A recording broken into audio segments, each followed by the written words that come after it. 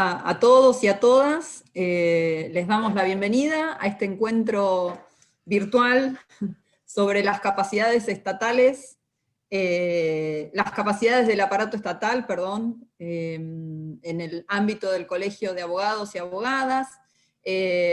Agradecerles a todos la presencia, especialmente bueno, a las autoridades del colegio, que acá está Jessica en cabeza, al presidente Hernán Colli, al área académica con Gabriel Stiglitz, a los chicos de toda la parte técnica del colegio que hacen posible estos encuentros, y por supuesto agradecimiento especial a quienes van a moderar el encuentro y quienes van a ser los expositores, por haberse sido tan amablemente aceptar la propuesta de participar en esta jornada. Esta actividad es una actividad que pensamos en forma conjunta entre la Comisión de Abogados del Estado, Abogados y Abogadas, y en el Instituto de Derecho Político, pensando en las implicancias que el tema tiene, obviamente, en nuestros ámbitos de trabajo y de investigación, y con la idea de poder comprender un poquito los nuevos enfoques y abordajes respecto a los componentes de las capacidades estatales. Así que bueno, por mi parte, muchas gracias a todos y a todas, y los dejo con Jessica. Bueno, Mari, muchas gracias, Mariana Manso. La verdad que sí, un enorme orgullo poder celebrar estas reuniones. Me parece que, hablando no solo como en ejercicio de la presidencia de la Comisión de Abogados del Estado, sino en ejercicio de la vicepresidencia del colegio, creo que este año que nos encuentra en una coyuntura especial, realmente respecto a la situación que todos estamos atravesando, me parece que estas cosas tienen un doble valor. Me parece estoy convencida que tienen un doble valor, porque realizar estas cosas para llevarle a nuestros colegas todo el tiempo la posibilidad de capacitarse o de ver nuevas temáticas, incluso no solo respecto a lo que es el conocimiento, sino en muchos casos me parece como un acto de salvataje. Mucha gente está atravesando esta situación de manera difícil, y la idea nuestra por lo menos es llevar un poco de cotidianeidad, no perder uno de los pilares fundamentales del Colegio de Abogados, que no solo es una obligación legal en cuanto a nuestra normativa, en cuanto a la 5177 y lo que debe realizar un colegio, sino que es algo que el Colegio de Abogados de La Plata viene usando, reitero, como pilar, como piedra fundamental, lo que es la capacitación a los colegas, y poder ser cada día, estar ayornados con todas las cuestiones que la verdad que nos nutren. Así que gracias, obviamente reitero los agradecimientos que dijo Mariana a la comisión, no solo a la que ella preside, sino a la nuestra. Hacer esto en equipo, en conjunto, la verdad que es un placer.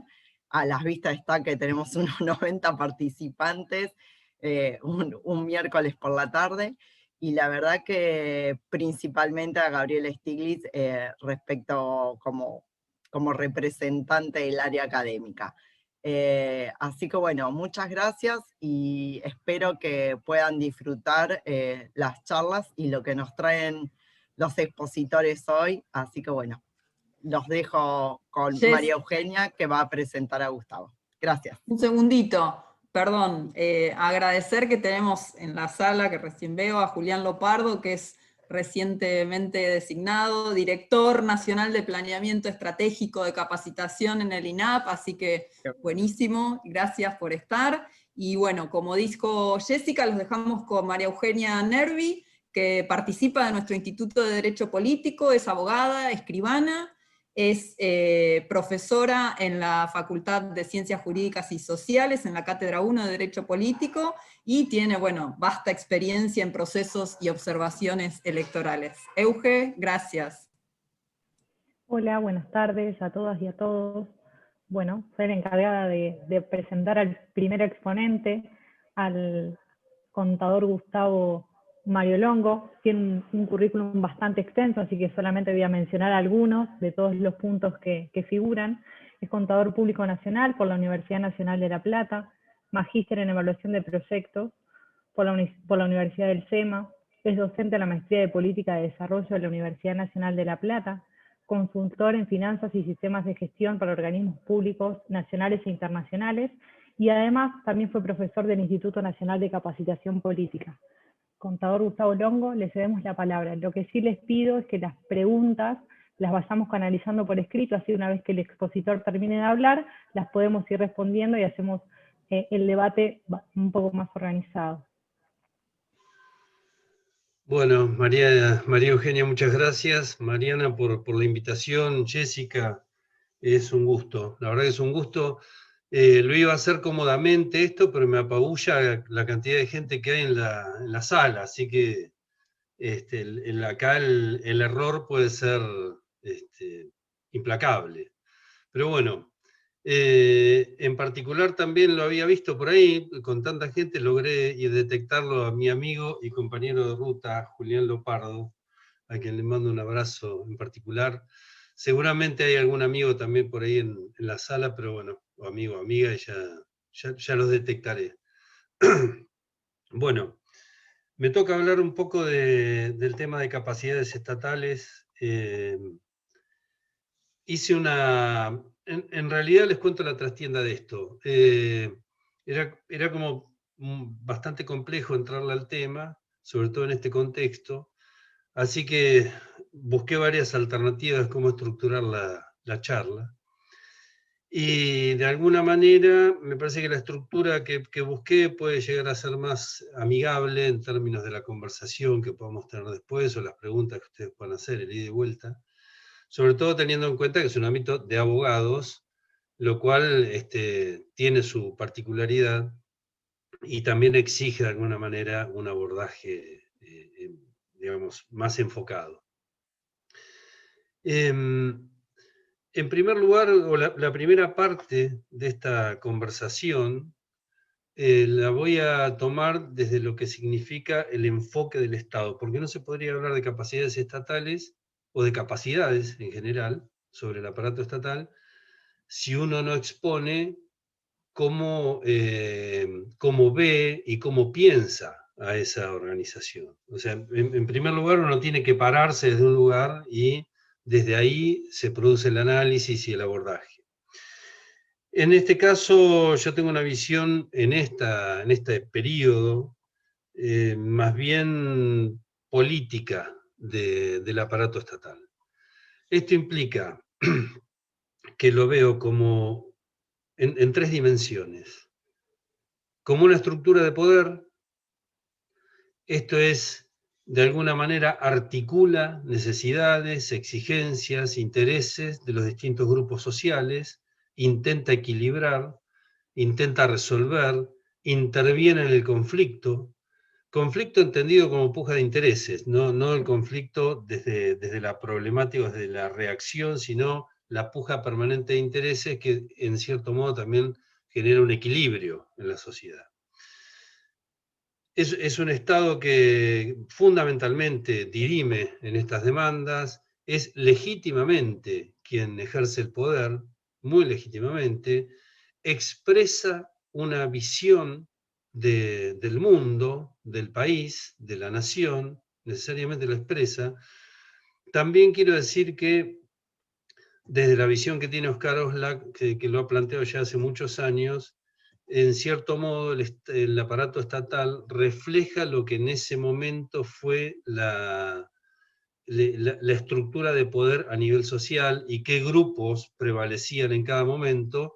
Uno de esa manera puede encontrar en determinados periodos temas que fueron secretarías, ministerios, subsecretarías, según el nivel de importancia que se le daba y según el grupo predominante en cuanto al reparto del poder en los distintos grupos económicos y sociales. Entonces, de alguna forma, esto podría ser una visión marxista, si se quiere, del Estado, que es que expresa permanentemente la estructura y los conflictos de poder y quiénes son los grupos dominantes en cada periodo. De esa manera uno va a ver cómo se asignan, en cierto modo, los recursos, las normativas y en dónde se pone el foco para desarrollar las acciones a través del Estado. También, además de esta visión de poder, uno podría decir que desde el aparato estatal y desde la conducción es de donde se expresa el proyecto de país y de donde se expresa el proyecto de gobierno, puntualmente. O sea, no le cabe a otro espacio esa definición, más allá del nivel de participación que en cada momento cada gobernante puede generar respecto de acordar determinadas pautas para este proyecto de país. Es decir, después voy a volver a esto, pero en esto que digo de la estructura de poder, podemos hablar mucho de lo que significa el liderazgo y la conducción y el estilo del liderazgo y la conducción. Una aclaración, alguna de las presentadoras lo comentó, no me acuerdo quién de las tres, pero también la charla la estructuré pensando en que no va a haber una post-pandemia. Esto ya nos da la impresión de que es un proceso que se va a instalar, no porque se vaya a instalar un virus, sino porque se empiezan a instalar modalidades de trabajo, conductas, formas de relacionamiento, estilos de comunicación, estructuras que eran absolutamente desconocidas para nosotros en los ámbitos laborales. Entonces, de esa manera yo creo que más allá de que el virus en algún momento desaparezca, lo que sí va a quedar es esta forma de trabajar y de contactarnos y de articular que tiene mucho que ver con el periodo de la pandemia. Por lo tanto, cuando hablamos de capacidades estatales o de capacidades del aparato estatal ante estos nuevos desafíos, en realidad lo que estamos hablando es cómo va a ser el aparato estatal para afrontar estas nuevas formas de relacionamiento y de trabajo y de comunicación y de producción, si se quiere. Tengamos en cuenta que hay muchas actividades que se realizan en las organizaciones, no solamente estatales, pero hablando de las estatales, muchas actividades que ya no van a existir. Y eso implica que hay mucha gente sobre la cual hay que trabajar para capacitar, para reinventar de alguna manera y volver a insertarlas en algún espacio de trabajo que mínimamente les signifique una dignidad de lo que significa el trabajo, más allá de la discusión salarial, de lo que representa jerárquicamente o no, es una obligación también del aparato estatal trabajar en esta reinserción de aquellas personas que por esta nueva modalidad quedan prácticamente con actividades que hoy no tienen sentido. Por otro lado, bueno, volviendo a cómo uno enfoca el Estado, para empezar a hablar después de capacidades, por supuesto también hay un aparato estatal que además de ser una estructura de poder, es una estructura de gestión. Y en esta estructura de gestión asigna recursos, los asigna estratégicamente, según los intereses y objetivos de cada proyecto de gobierno, planifica, ejecuta. Entendemos que quizá la planificación más estratégica debería estar en la conducción y la ejecución en las áreas más operativas y más técnicas. Y en esto también hay que ser realista, no hay un estilo único.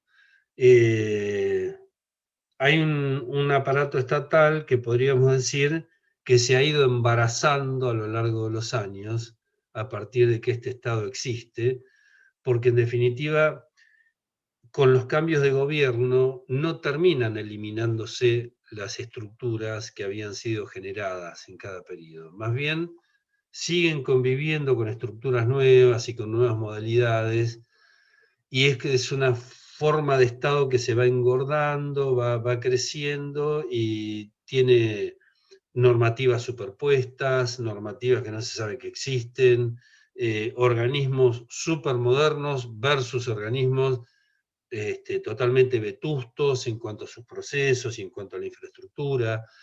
Es decir, cuando hablamos de capacidades y desafíos, tenemos que entender que no tenemos una figura uniforme enfrente como para modelarla y enfocarla hacia el futuro. Es decir, estamos trabajando con multiformas en términos de las estructuras y de las normas que rigen hoy en el Estado, y de los propios sistemas también.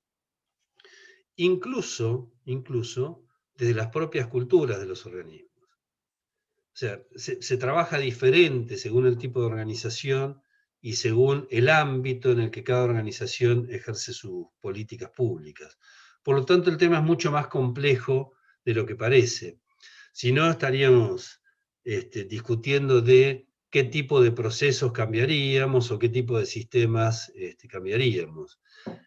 Siempre cuento una anécdota que no tiene nada que ver con el Estado, tiene que ver con el deporte, pero sirve en este caso, que el director técnico más ganador de la NBA, de la Liga Norteamericana de Básquet, siempre jugó con el mismo sistema. Él lo que siempre decía es, no es un problema de sistemas, es cómo uno elige los mejores jugadores para jugar en el sistema que uno tiene que jugar. A la inversa de lo que nosotros hacemos permanentemente, que es que cuando abordamos una organización, lo primero que hacemos es cambiar todos los sistemas, sin ni siquiera conocer si hay sistemas que estén funcionando bien o mal. Simplemente entendemos que para tomar gobierno de una organización, lo primero que tenemos que hacer es cambiarle los sistemas y los procesos, y después volvemos a lo mismo, digamos, porque en definitiva, si no estamos preparados para ese tipo de desafíos, a nivel de, me refiero, de conducir una organización, de abordarla de los ámbitos de mandos de alta dirección y mandos medios, terminamos en una especie de acuerdo tácito entre la conducción política, que es a la que le corresponde conducir el Estado, y la burocracia, en el buen sentido, la burocracia. Es un acuerdo tácito en el cual nosotros hacemos de cuenta que la burocracia nos da bolilla y la burocracia hace de cuenta que nos da bolilla, y cada uno se maneja en su ámbito y no nos pisamos. Entonces, los procesos siguen, los sistemas siguen más o menos como antes, y quien se acerca a la conducción lo que termina haciendo es buscando ámbitos más amigables de conducción y quedándose solamente con algunos proyectos, pero el organismo es como que mantiene su cultura y sigue hacia adelante con sus procesos. Entonces, nunca logramos permear a través de las organizaciones nuestros propios proyectos.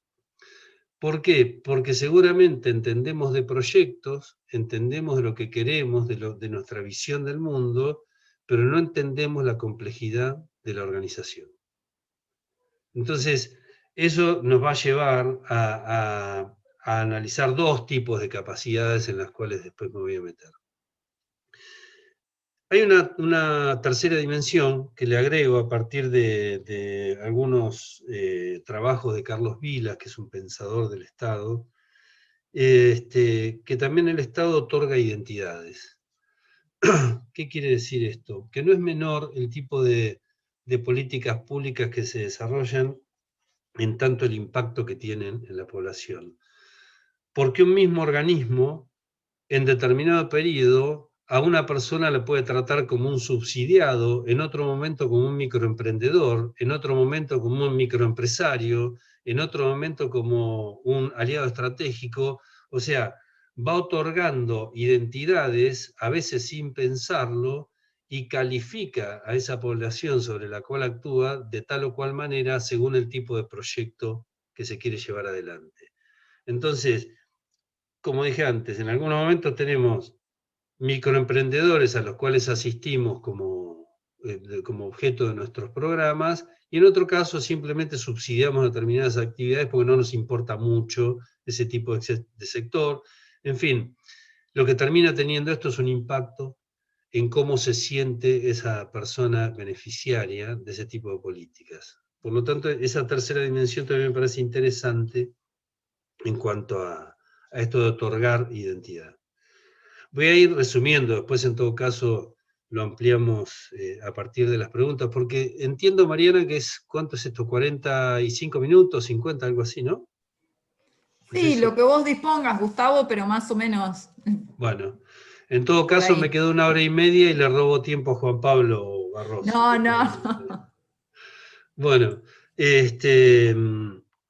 después otro aspecto a tener en cuenta para ir incrementando esta complejidad en cuanto al tipo de capacidades que se nos exigen. Las estructuras de los organismos públicos, o el Estado, el aparato estatal en general, está estructurado en función, en general, en un alto porcentaje, en función de disciplinas universitarias. O sea, cada organismo tiene una fuerte presencia de una disciplina universitaria en general. Ahora, por supuesto, hay organismos que atienden nuevos derechos, de los cuales el Estado es garante, como el Ministerio de la Mujer, temas de género, hábitat, que ya es más integrador, pero en general lo que ustedes ven es que las estructuras estatales, al menos las que manejan la cuestión estructural en cuanto a funcionamiento, responden mucho a disciplinas universitarias. Sin embargo, los problemas que afronta y que debe resolver cada organización son totalmente cuasi estructurados. O sea, el problema aparece. El problema puede aparecer como un tema de educación, pero no sabemos si es de infraestructura de educación, de nivel pedagógico, de desocupación que impacta en la educación. Entonces, esto que parece una disquisición teórica, en realidad al momento de abordaje de una política es absolutamente complejo, porque ¿qué organismo es el que atiende ese tema? Porque tenemos obras públicas por un lado, tenemos desarrollo social por otro, trabajo por otro, educación por otro. Ahora, si el problema es de la infraestructura de educación, la atiende obras públicas, pero con una visión de obras públicas, no de educación. Y si el problema es de desocupación que impacta en la educación, lo está atendiendo trabajo no como un problema de educación, sino como política laboral. ¿Esto por qué lo planteo? Porque de alguna manera también el esfuerzo que uno debería hacer para entender mejor cómo trabajan estas organizaciones es entender cómo abordar los problemas desde una visión transdisciplinaria. Ni siquiera interdisciplinaria, porque interdisciplinaria sería, yo veo esto como contador, Mariana lo ve como abogada, José lo ve como arquitecto, pero cada uno lo está viendo desde su profesión. El problema de la gestión pública es que es absolutamente transdisciplinaria. Entonces los problemas atraviesan a todos los organismos. Esto significaría que nosotros podemos estar asignando muy mal los recursos, entendiendo que un problema puede ser de educación, del ámbito del Ministerio de Educación, cuando en realidad puede ser un problema de infraestructura o de trabajo. Entonces, también ahí puede haber una enorme falta de eficacia en la asignación de los recursos, por más que uno priorice y sea más estratégico en esta asignación. El problema es cómo entenderlo. Y en esto me voy a meter en una cuestión que es muy de Carlos Matus, es un autor el cual nosotros abrevamos mucho, que tiene que ver con el análisis situacional. Nosotros abordamos los problemas en general, y estoy hablando de quienes hemos sido culpables de las cosas que se han hecho en el Estado durante muchos años, por entender mal, digamos, el abordaje. En general lo abordamos de una visión desde el diagnóstico, que es trabajado básicamente por profesionales especializados en hacer diagnósticos y demás, que nos explican el problema desde una serie de indicadores sobre los cuales después nosotros deberíamos elaborar alguna política en particular para resolver esa situación. El análisis situacional a lo que nos lleva es a una forma de abordar un problema que tiene que ser explicado básicamente por quien está dentro del problema. Entonces, el actor que explica ese problema va a tener una visión sobre lo que está pasando que puede no coincidir con otros actores que también están dentro del problema. Si nosotros tenemos un problema de convivencia y de inundación y de montones de cuestiones en un barrio en particular, probablemente haya muchos vecinos que nos quieran explicar el problema, pero que no coincidan entre sí en cuál es el verdadero problema. Eso hace, ahí hay una exigencia también en términos de capacidades, de cómo lograr que se entienda cuál es el mejor abordaje, porque hay muchas explicaciones sobre lo mismo. Como siempre decimos, y en alguna conversación que hemos tenido con Julián, esto aparece, nos aparecen los problemas, tenemos indicadores que nos dicen que ahí hay que resolver, y nosotros planificamos para resolverlo. Pero la cuestión es que los otros también planifican. Yo planifico para resolver algo y los actores que están dentro de la situación también planifican para resolver sus cuestiones. Y muchas veces puede pasar que no coincidan en los objetivos. Y eso exige que todo el tiempo estemos revisando esa planificación. Por eso nosotros nos hemos corrido un poco de la idea de planificación estratégica al estilo normativo, de establecer las líneas de trabajo a seguir, las metas, los objetivos, las líneas de acción. Si bien es una base muy importante en cuanto a guiarnos en un plan, pero lo que nos importa es cómo ese plan tiene viabilidad. En general, los planes normativos, ustedes seguramente lo han visto en experiencias en organismos estatales, en algunas organizaciones que quizás no sean estatales, aquellos planes normativos de miles de páginas que terminan sosteniendo mesas, levantando las sillas, y que difícilmente hayan sido leídos por alguien. Porque lo que no tienen es el análisis de escenarios. No tienen esta idea de que todos están planificando para alcanzar un objetivo, porque los intereses no siempre son los mismos. Y puede haber grupos que estén trabajando sobre el mismo tema sobre el cual nosotros como organismo estamos trabajando, pero que tengan otro objetivo. Y por lo tanto nuestro plan va a tener que entender ese tipo de movimientos, pero lo que nos importa es la eficacia de esos planes. Lo que nos importa es que se alcancen esos objetivos. Y no quiere decir que se alcancen a cualquier costo. No estoy hablando de eso. Estoy hablando de que un plan no puede correrse de los objetivos que tiene. Si quiere alcanzar el 100 y no llega, alcanzará el 20, pero siempre el objetivo fue ese. No puedo cambiar un plan a mitad de camino y arrancar para otro lado. Entonces, este nivel de complejidades que nos aparecen, después nosotros como funcionarios, como directores, directoras, personas encargadas de diseñar programas, abordar cuestiones que tienen que ver con la gestión, nos empezamos a encontrar con un auto que ya tiene muchos años, muchos kilómetros, por ahí está bien de gomas, pero no está tan bien en términos de motor, por ahí los frenos más o menos, no es el óptimo en el cual nos encontramos, y también nos encontramos en general con gente muy desmotivada en estas organizaciones, muy desmotivada.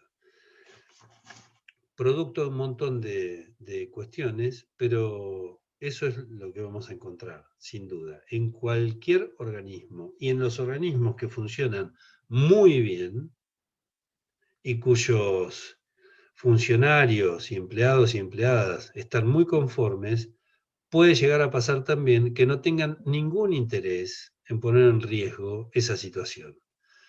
Por lo tanto, en la mayoría de los casos nos vamos a encontrar con que es enorme la dificultad para permear a través de estas organizaciones un plan como nosotros quisiéramos.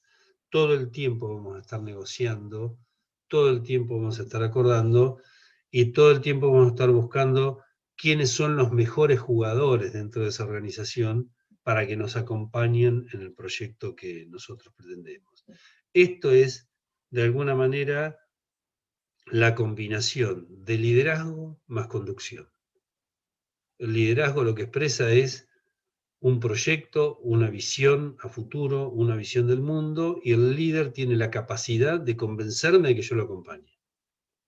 Y yo le cedo ese liderazgo, le cedo esa posibilidad. O sea, uno no nace líder, en realidad es la gente y quienes lo siguen los que aumentan y fortalecen ese liderazgo, porque ese líder nos convence de que hay que caminar hacia ahí. Lo que podría pasar es que ese liderazgo no tenga la suficiente capacidad de conducción para llevarnos hasta ahí.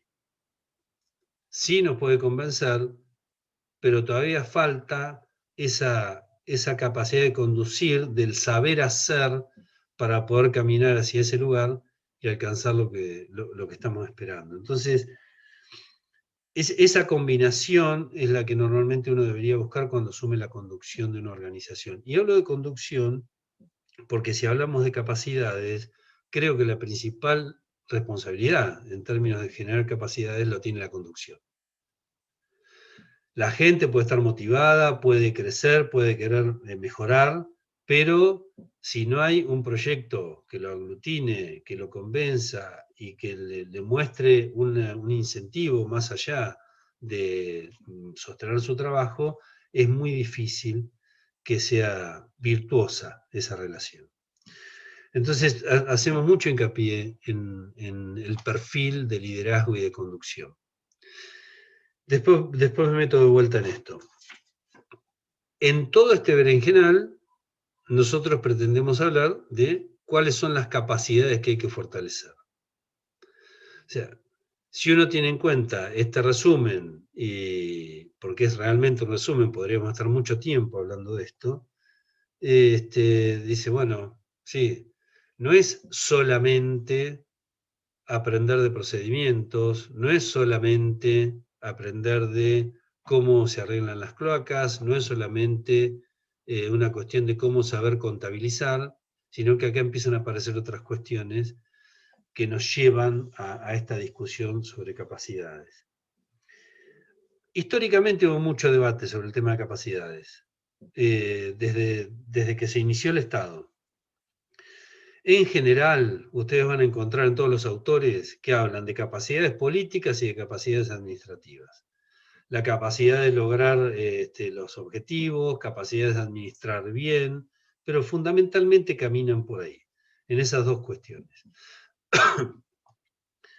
En este caso yo estructuro, después puedo pasarles al equipo que organizó esta actividad un resumen en un PowerPoint como para que pueda circular, pero me parecía que era mejor hacer esta conversación, pues si no, por ahí distrae el tema de la presentación, sobre todo en los Zoom, que se nos va mucho tiempo en avisar si uno está muteado o no muteado, si se ve la presentación o no se ve la presentación, se nos podría haber ido como 15 minutos en eso, así que después lo paso y lo comparten. Yo estructuro dos ámbitos de capacidades para empezar a trabajar sobre esta idea de cómo abordar esa complejidad de la que estuve hablando hasta ahora. Por un lado, lo que podríamos llamar aquellas capacidades que tenemos que fortalecer que tienen que ver con temas estructurales. Los estructurales son, para nosotros, los propios sistemas sobre los cuales opera el Estado. Esto es, si ustedes miran de forma sistémica una organización estatal, van a ver que tiene un sistema de administración de los recursos, que incluye el manejo del presupuesto, el manejo de los bienes, los registros, ese tipo de administración. Tiene un sistema que tiene que ver con el manejo de personal, que es todo un tema en sí mismo. tiene un sistema que opera sobre los diseños estructurales, cómo se conforma, si se pueden crear secretarías, subsecretarías, direcciones. Hay modelos diferentes según el tipo de organización. ¿Y por qué digo que son sistemas? Porque tienen normas, porque tienen unidades organizativas que los ejecutan y tienen presupuesto para eso. Entonces son un sistema en sí mismo, que integran después un gran sistema que es el de la propia gestión. También hay un sistema de control, desde las propias auditorías, como puede ser en general la SIGEN en el Gobierno Nacional, el Tribunal de Cuentas o la Contaduría de la Provincia en el Gobierno Provincial, las auditorías internas en cada organización, son también un sistema en sí mismo. Y pretenderíamos que haya un sistema que tiene que ver con la conducción estratégica. O sea, un sistema que define hacia dónde se camina, define sobre qué bases vamos a medir lo que estamos haciendo. Y si ustedes piensan en algún ejemplo que tengan cercano sobre alguna organización pública, van a ver que en general la auditoría controla lo que se le ocurre que tiene que controlar. El sistema de presupuesto y de administración de recursos administra lo que tiene a la mano para administrar. Los diseños de estructuras responden a la propia lógica de las estructuras, no están respondiendo a un modelo que intenta ser eficaz en términos de los resultados de gobierno. Y el sistema de empleo opera como un sistema en sí mismo sin un incentivo relacionado ni con lo público, ni con metas a lograr, es simplemente un permanecer para que uno vaya creciendo en una carrera que en general le aporta a veces muy poco incentivo. Entonces uno está permanentemente buscando acoplarse con algún proyecto para, por lo menos para que tenga un sentido el hecho de que uno se levanta todos los días para ir a esa organización.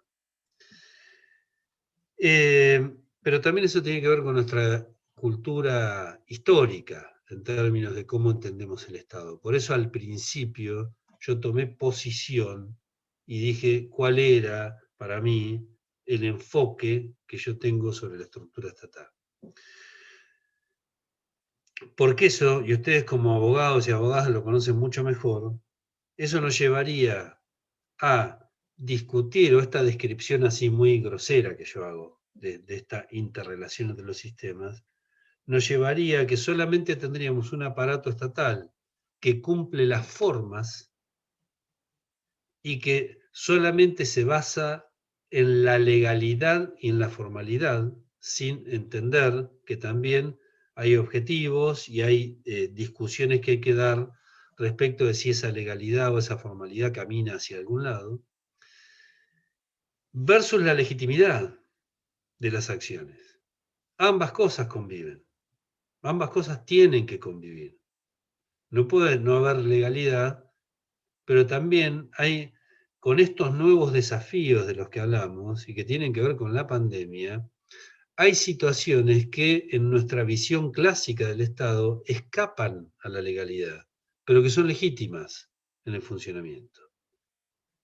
Empecemos a buscar un montón de conductas o de acciones que ya, por ejemplo, hoy nosotros gestionamos equipos a los que nunca conocimos,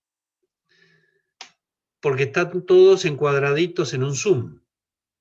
Nunca tuvimos la posibilidad de dialogar o de interactuar o de discutir o de pelearnos en una mesa de reuniones. O sea, hemos perdido de alguna manera el ejercicio de entender que hay que dirimir los conflictos también de esa forma. Y dirimirlos hablando de los proyectos, porque hay tres conflictos en estas organizaciones que uno tiene que atender. Normalmente hay conflictos cognitivos, esto es, gente que sabe más o menos, conoce más o menos. Los conflictos cognitivos se resuelven con capacitación, se resuelven con formación, con entrenamiento y con atención sobre eso.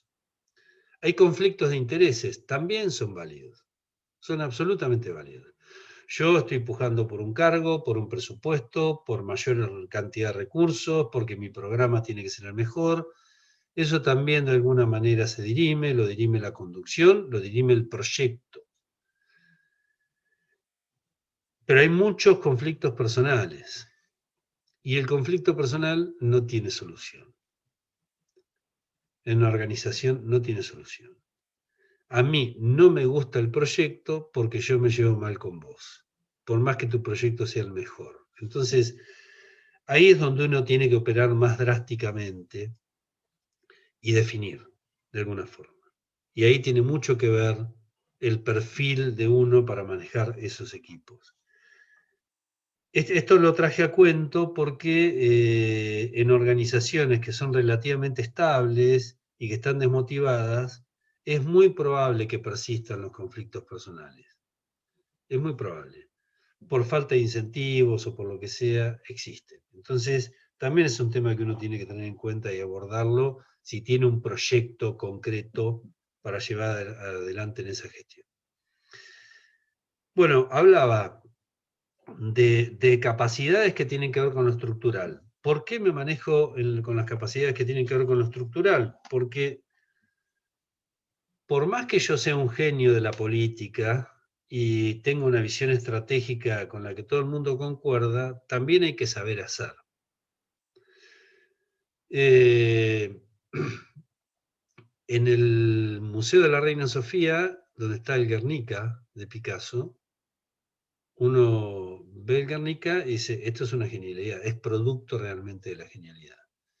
Pero después ve los casi 35 bocetos que hay del Guernica, entonces uno se da cuenta que hay mucho trabajo atrás de eso, que no es solamente una cuestión de genialidad, no es solamente que uno está llamado a resolver los problemas del país porque tiene una muy interesante visión del mundo. También hay que saber hacer. Entonces, ahí empieza una parte importante de esto de generar capacidades, que es saber entender para qué están estos sistemas que son estructurales, cómo funcionan y cómo les podemos sacar mejor el jugo a lo que es el presupuesto, la contabilidad, que nos aburre terriblemente, las áreas jurídicas que siempre dictaminan que no, los directores de administración que siempre nos van a decir que no hay recursos, la dirección de personal que nos va a decir no hay vacantes para el personal, no hay cargos para cubrir.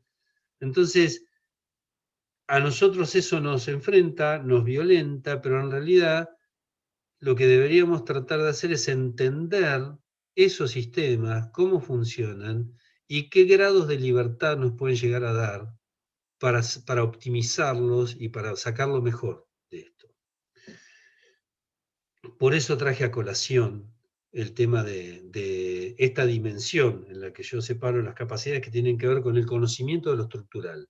Ni hablar de los sistemas de compras y contrataciones, ni hablar. O sea, jamás vamos a llegar a tener lo que hemos pedido, ni en plazo, ni en tiempo, ni en costo, ni nada por el estilo. O sea, es un sufrimiento permanente, pero básicamente porque uno no se acerca a conocer cómo funciona esto. No quiero decir que uno sea experto en esto. Para eso están abogados, contadores, ingenieros y demás que conocen técnicamente las cosas. ¿A qué voy a ir con esto? A que el perfil de funcionario o funcionaria que nosotros pretendemos es un perfil técnico-político. Alguien que sabe cómo funciona el Estado, pero que entiende los objetivos de la conducción política, que entiende los objetivos de una política pública. O sea, yo puedo estar, siempre doy un ejemplo que tiene que ver en su momento, hace muchos años, cuando el DNI pasó de ser un lingote de oro que tardaba 8 meses en llegarnos y no podíamos votar, a obtenerlo en 5 minutos en un aeropuerto o en una oficina del registro de las personas en cualquier lugar. Esto, más allá de una mejora administrativa, y lejos de estar defendiendo a Randazzo, no tiene nada que ver con esto, porque se lo asocia mucho a él con este tema, lo evaluábamos en este sentido. Es la relación entre la técnica y la política. Yo tengo un organismo, como puede ser el registro de las personas, que tiene capacidad para emitir 100.000 DNI por año. Entonces, todos los años, presupuesto para hacer 100.000 DNI. Cuando miro en la población, veo que se necesitarían 3 millones de DNI. Entonces, lo que pienso es, ¿el registro de las personas tiene una política para fabricar DNIs o para garantizar la identidad de las personas? ¿Cuál es el objetivo de política? O sea, ¿en qué negocio está?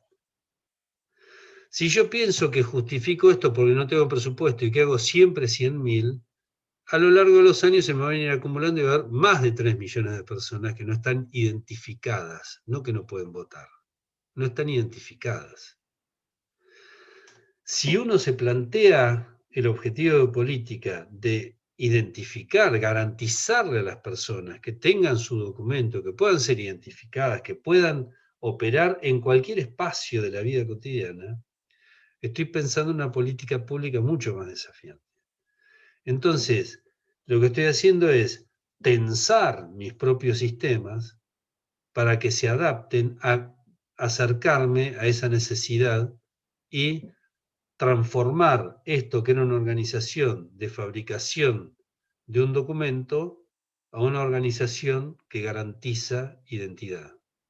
Y que para eso, entre otras cosas, emite un documento. ¿Qué es lo que estoy haciendo con esto? Me estoy parando en los resultados que espero y no en los recursos que tengo. O sea, no justifico de ninguna manera la cantidad de recursos si no están en relación con los resultados que yo espero. Y esa es la discusión de política que yo daría en el marco de la conducción de una organización. Yo puedo venir a sobrevivir y pasarme 20 años fabricando la misma cantidad de documentos, o puedo pensar que hay una necesidad en la población, que hay un derecho que hay que garantizar, y que yo tengo esa herramienta y necesito desafiar a mi propia organización para ponerla con foco en ese objetivo. Esto me lleva a la segunda dimensión de capacidades que yo creo que habría que fortalecer, y estas que voy a decir mucho más todavía, que son las capacidades político-estratégicas, o las que uno trae a la gestión como parte de su propio perfil. ¿Por qué la capacidad político-estratégica? Porque es entender la necesidad, entender el problema, elegir la mejor solución, siempre sabiendo que en la gestión pública nunca hay resultados óptimos. Jamás. Quien quiera entusiasmarse para hacerse cargo de una organización, yo ya le estoy avisando que en ningún momento va a estar contento, nunca va a cerrar un día diciendo hoy tuve superávit en mi política, porque lo que uno hace permanentemente es intercambiar problemas. O sea, elige resolver el problema de mayor impacto, dejando por un rato de lado aquel que todavía no tiene tanto costo. Porque la necesidad es infinita. Los recursos son finitos, pero la necesidad es infinita. Entonces, nunca hay resultados óptimos en esto. Esa capacidad político-estratégica lo que me lleva a mí es a entender mejor el proyecto, a negociar mejor los recursos y a poner foco en lo que considero que debe ser la prioridad o las prioridades. Si yo tracciono sobre eso, puedo traccionar sobre la organización. Puedo poner esa organización en marcha a innovar sobre lo que hace, y no estoy hablando de innovación a traer programas más modernos ni más sofisticados, no, yo considero innovar el mejorar sobre lo que uno hace permanentemente.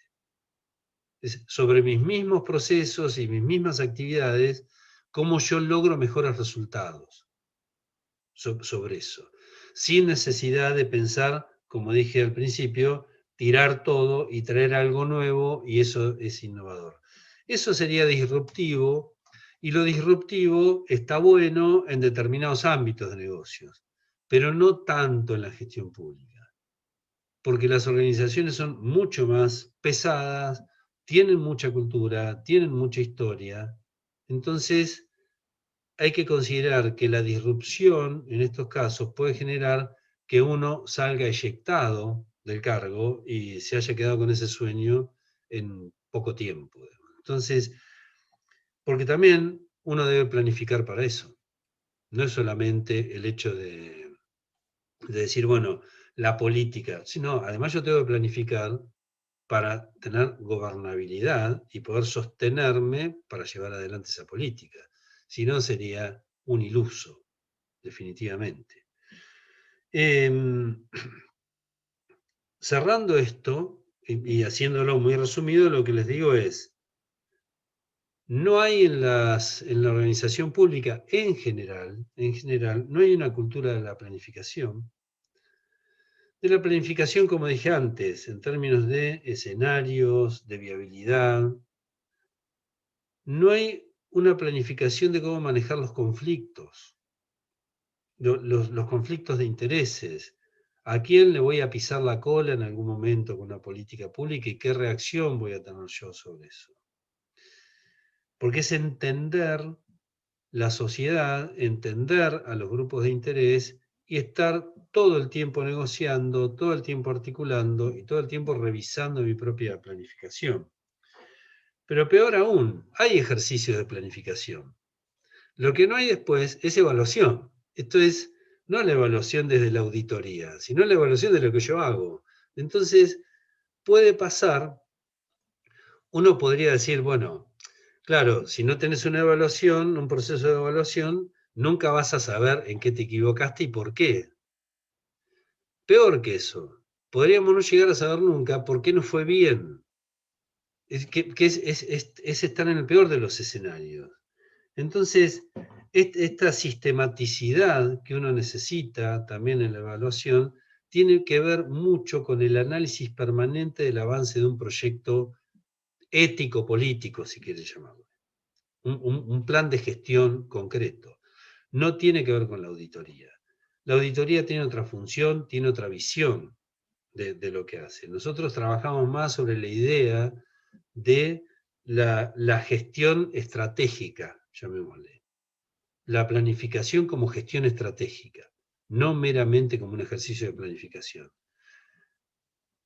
Lo puede decir Julián, que ahora está en un área de planificación, con todos los problemas que se encuentra al momento de articular planes, articular objetivos, ver los recursos y a veces hasta empujar a los propios conductores a que caminen hacia ahí.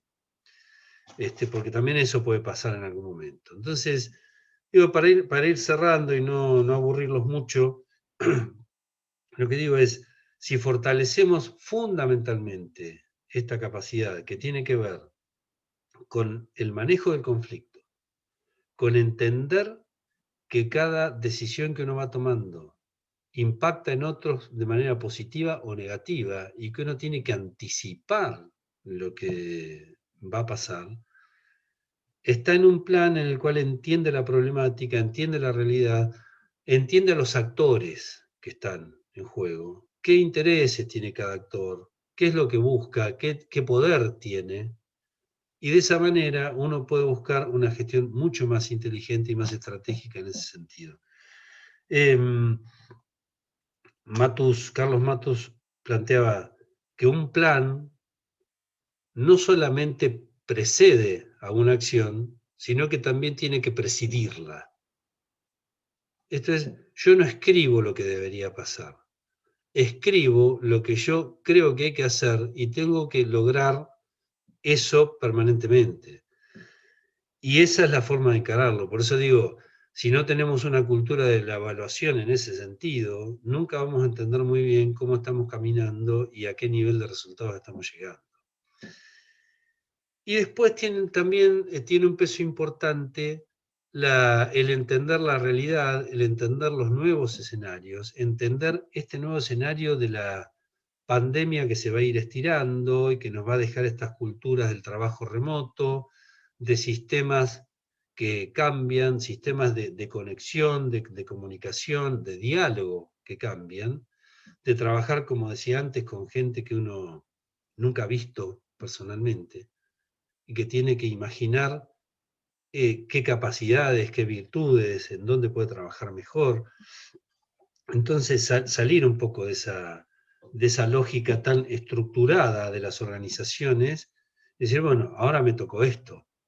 El 60% de la gente que tengo en mi organización no viene a trabajar, pero no viene físicamente a trabajar. Probablemente esté trabajando de manera remota, lo cual no es un problema para esas personas, sino un problema para mí de cómo diseño mis propios planes y mi forma de comunicación para estar al tanto de lo que se está haciendo y no sufrir ante esta posibilidad de no tener una de las cosas que en las organizaciones públicas es casi como el café con leche a la mañana, que son las reuniones. Entonces, el perder esa posibilidad hace que uno se exija más eficacia, si se quiere, en su labor y en un aprovechamiento mayor del tiempo. Por lo tanto, para cerrar, me quedo con una figura de lo que es la gestión estratégica que tiene que ver con este autor, al cual yo nombro mucho, que es Matus, que es el famoso triángulo de gobierno que él diseñó, que es un triángulo equilátero que tiene, obviamente, en cada vértice una variable que tiene que ver con el gobierno, y él pone en el vértice de arriba una de las principales variables, que es el proyecto de gobierno. O sea, ¿cuál es el intercambio de problemas que voy a hacer? ¿Qué es lo que me voy a proponer? ¿Sobre qué voy a operar? ¿Qué temas voy a analizar, a procesar? ¿Qué problemas voy a procesar? ¿Y cuáles van a ser mis objetivos de política? Pero en la base tenemos dos variables que son clave. Una es la capacidad de gestión. Es si tengo el equipo apto para el tipo de proyectos que yo me estoy planteando. Puedo estar contratando un equipo que es superador de lo que yo pretendo y ese equipo va a terminar siendo ineficiente porque lo estoy desaprovechando, o puedo estar contratando un equipo que no esté a la altura del tipo de desafíos que yo me estoy planteando. Pueden pasar las dos cosas. Pero sí me permito, si ustedes también me lo permiten, un aporte más desde la experiencia. Quienes más saben técnicamente y quienes son expertos en su temática, en cualquiera sea la temática en una organización pública, lejos de ser personas que rechazan lo que yo les voy a pedir, o que se actúan de manera soberbia porque yo no podría preguntarles o pedirles determinadas cuestiones, lejos de hacer eso, los más especializados son los que más información te piden cuando vos das una instrucción. El problema es si nosotros estamos preparados para dar la instrucción correcta a una persona que está muy especializada. Y eso no quiere decir que uno conozca el tema del otro. Lo que uno plantea es qué es lo que quiere, qué es lo que busca, qué es lo que necesita claramente, y el otro te va a preguntar, bueno, pero esto para tal cosa, para cuándo, cómo es, y eso no es una conversación nociva, todo lo contrario. El problema es, volviendo a la relación entre la burocracia y la conducción, es, me está pidiendo algo que no sabe lo que me está pidiendo, y el otro dice, se enoja y no me contesta lo que yo quiero que me conteste. En realidad lo que está pasando ahí es que es un diálogo entre dos partes que no entienden lo que quiere uno del otro y no lo expresan claramente. Eso es fundamental. La capacidad de gestión, por un lado, como bien decía Matus, es experiencia, conocimiento, y liderazgo. Experiencia en el sentido de haber aprovechado los 10 años, 5 años, 15 años, 20 años de estar en un tema, en una organización. Porque la sola permanencia en una organización, la sola permanencia, después de 20 o 30 años, lo único que nos garantiza es claramente vejez, pero no otra cosa. Si no hay un aprendizaje sistemático que empiece a generar este conocimiento que nosotros necesitamos, solamente vamos a quedar en la idea de a mí no me vengas a decir nada porque yo hace 30 años que trabajo acá. Más como un escudo, digamos, para no mostrar ciertas debilidades. Entonces, es la combinación de estas tres variables. Cómo liderar un proyecto, un ámbito, un programa, una dirección, un departamento, tener el conocimiento suficiente para hacerlo y aprovechar la experiencia, sistematizarla en términos de aprendizaje. La tercera variable, que conforma la base del triángulo, es la gobernabilidad. ¿Qué nivel de control tengo sobre las variables que inciden sobre el proyecto que yo me estoy proponiendo? O sea, no puedo proponerme proyectos desafiantes cuando no tengo ni los acuerdos necesarios, ni la capacidad de gestión necesaria. A la inversa, podría tener mucha gobernabilidad, mucha capacidad de gestión y no estar proponiéndome proyectos muy desafiantes, con lo cual también sería un problema.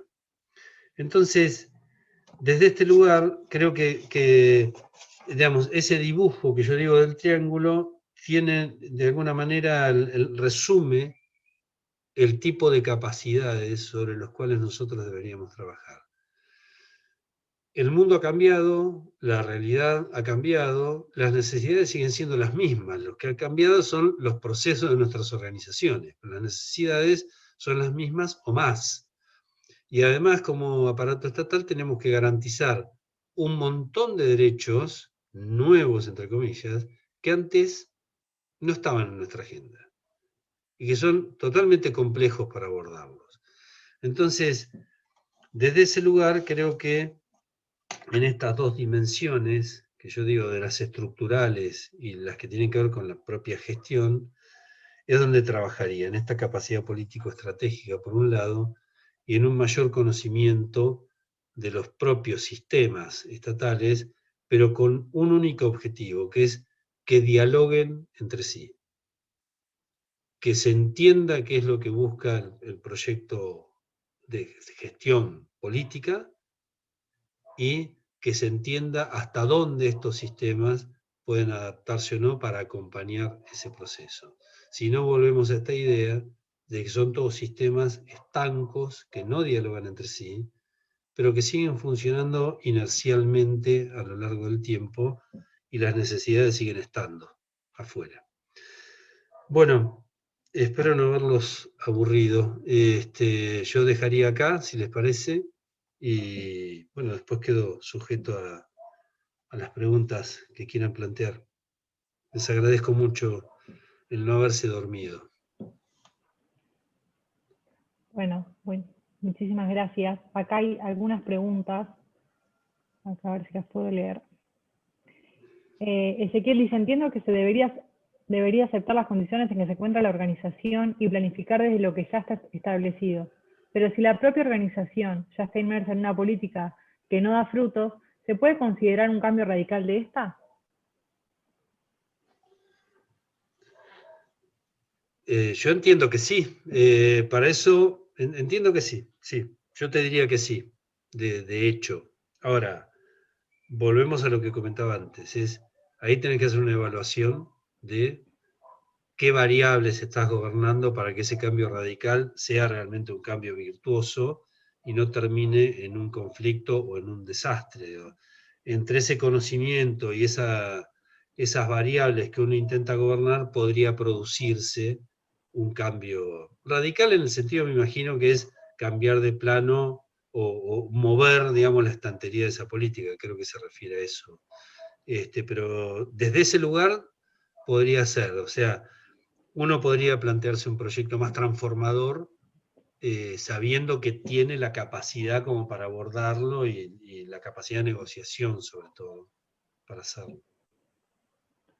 Bueno, y en base a la perdurabilidad, Susana dice, es como que nunca establecemos un camino a seguir para el bien de todos en la administración pública en general. Creo que también viene a correlación un poco de lo que decía Ezequiel antes. Sí, puedo coincidir con eso.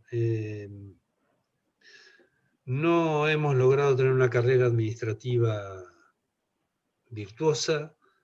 Lo puede decir Julián Lopardo, digamos, el recorrido de la capacitación no siempre está alineado con el crecimiento en una carrera profesional o la adquisición de conocimientos reales para cada organización. Muchas veces uno encuentra agentes muy formados, pero con una formación que no acompaña las necesidades de la propia organización. Entonces lo único que hacemos es incrementar la frustración. Es muy difícil motivar si uno no tiene la cultura de motivarse en estas cosas. Alguna vez escuché, para abonar esta pregunta, más que una pregunta me parece que es como una reflexión, así como un poco angustiante, ¿no? Pero sucede. Alguien decía, mirá, dice, vos te levantás, dice, te levantás todos los días para ir a trabajar a una organización y, por supuesto, no vas con ganas, no tenés el incentivo, sabés que no va a pasar demasiado, el funcionario que está ahora o la funcionaria es lo mismo, bueno, hace 4 años pasaba lo mismo y va a volver a pasar.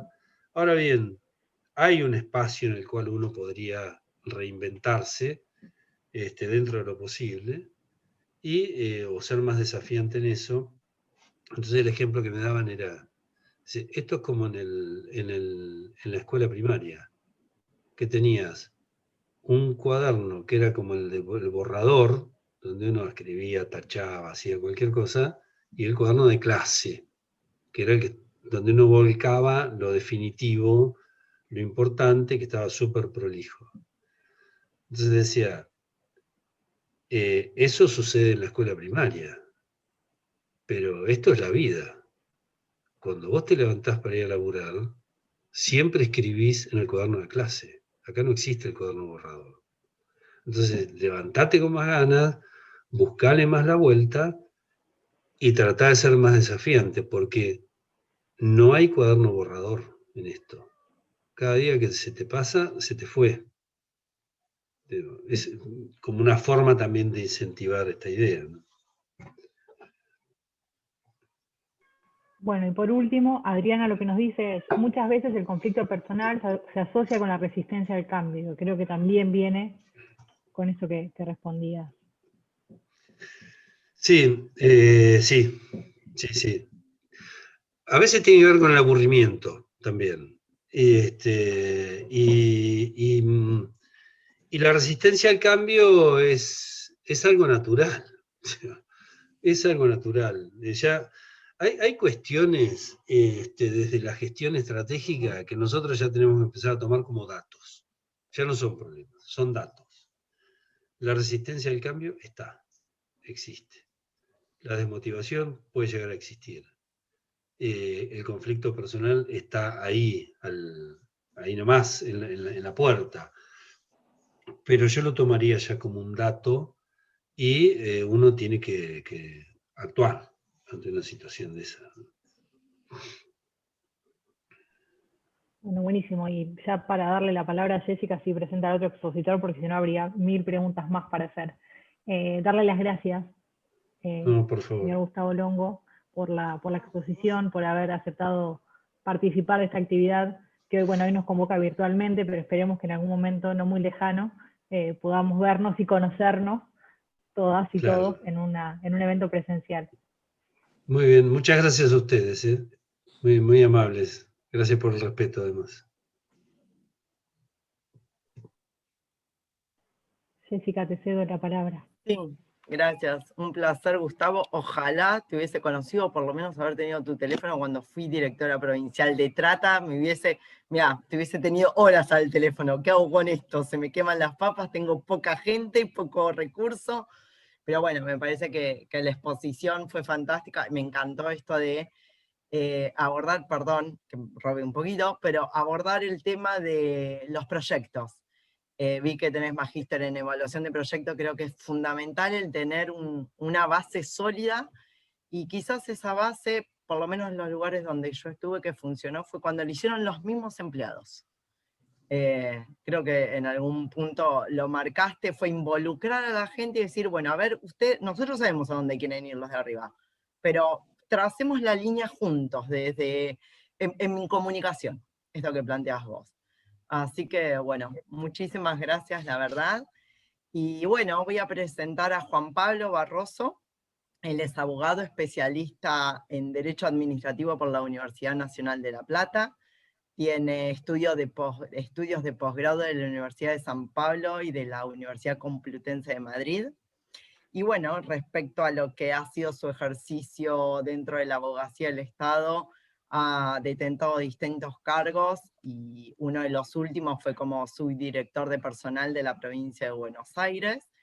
Y por otra parte, es parte de la casa también, de la institución del CALP. Él fue antiguamente fue presidente de la comisión de la abogacía Jovel y Nobel del colegio, y hoy es miembro de la comisión que asesora al consejo directivo del CALP, que es denominada Abogados del Estado, en la cual, bueno, se ven algunas cuestiones que fueron planteadas hoy y tratamos de abordarla en la medida de lo posible. Bueno, Juan Pablo, hoy nos vas a contar sobre las competencias públicas en el marco de la pandemia y un nuevo horizonte post-pandemia dentro del empleo público. Así que te escuchamos, deleitarnos, como sabes. Gracias. Gracias, Jessy. ¿Se escucha bien? Bueno, espero que sí, cualquier cosa me dicen. Voy a tomar un poquito las palabras de Gustavo. Extrañamente nosotros siempre decimos que hay una riña con los contadores. Extrañamente yo coincido con muchos de los puntos que dio él. Tenía pautada, ya les digo, cambié varias veces la proyección de mi disertación, en principio porque cuando me la ofreció Jessica y concurrimos en tratar de dar unas palabras desde la Comisión de Abogados y Abogadas del Estado, el momento social era otro.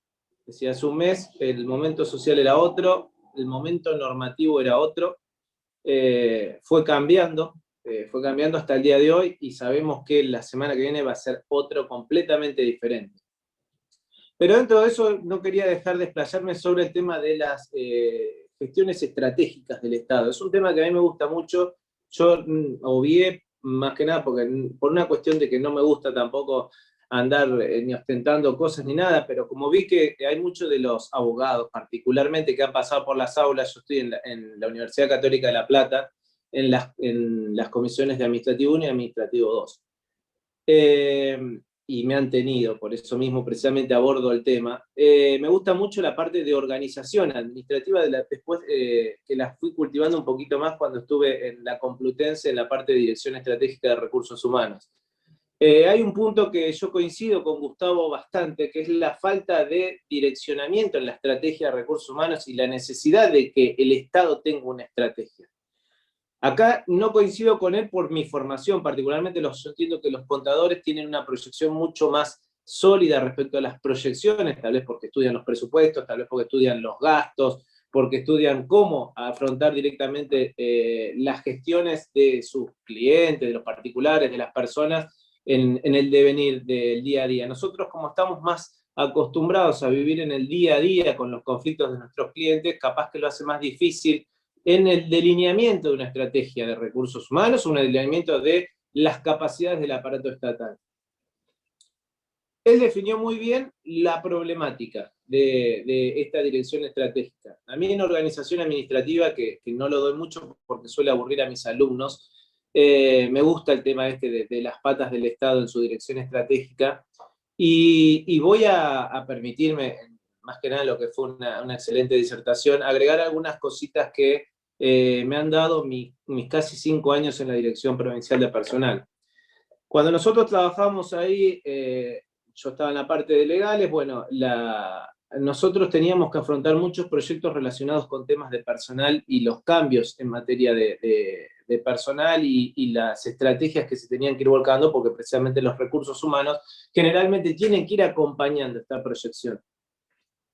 Y una de las cosas que también nosotros hemos visto en ese campo que se genera en la dirección estratégica de los recursos, en este caso, es que, como él dijo, fallan los funcionarios en la evaluación del momento en el cual se genera el proyecto, por desconocimiento en general.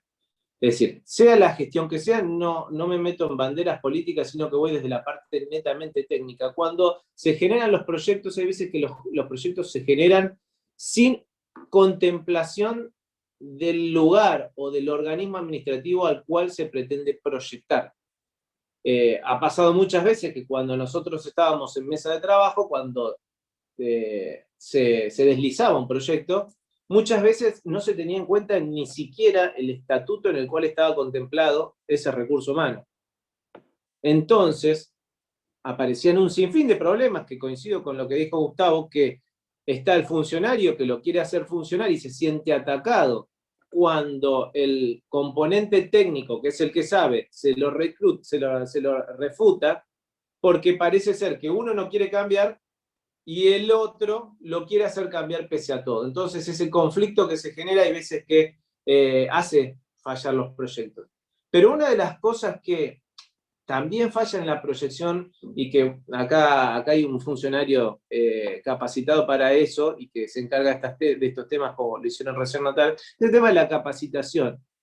Dentro de la capacitación hay una cuestión de que nunca se explota, que es los recursos humanos con capacidades técnicas adquiridas durante su gestión, que son generalmente funcionarios o empleados de mucha antigüedad, que cuando se jubilan se los llevan. Se llevan todo ese bagaje de competencias, conocimientos adquiridos durante toda su carrera en el marco de la administración pública, se la llevan sin transmitirla. Es decir, se están llevando un caudal de valor adquirido y pagado por el Estado, que es como si fuese, es como si fuese que directamente el Estado hubiese trabajado sobre ese funcionario y después lo deja ir sin traspasar esos conocimientos. Entonces es algo sobre lo cual hay veces que las proyecciones obvian este problema y a veces no se tienen en cuenta como para trasladarlo en el marco de la gestión. Así un sinfín de cosas. El estudio del campo también es fundamental y debe ser tenido en cuenta.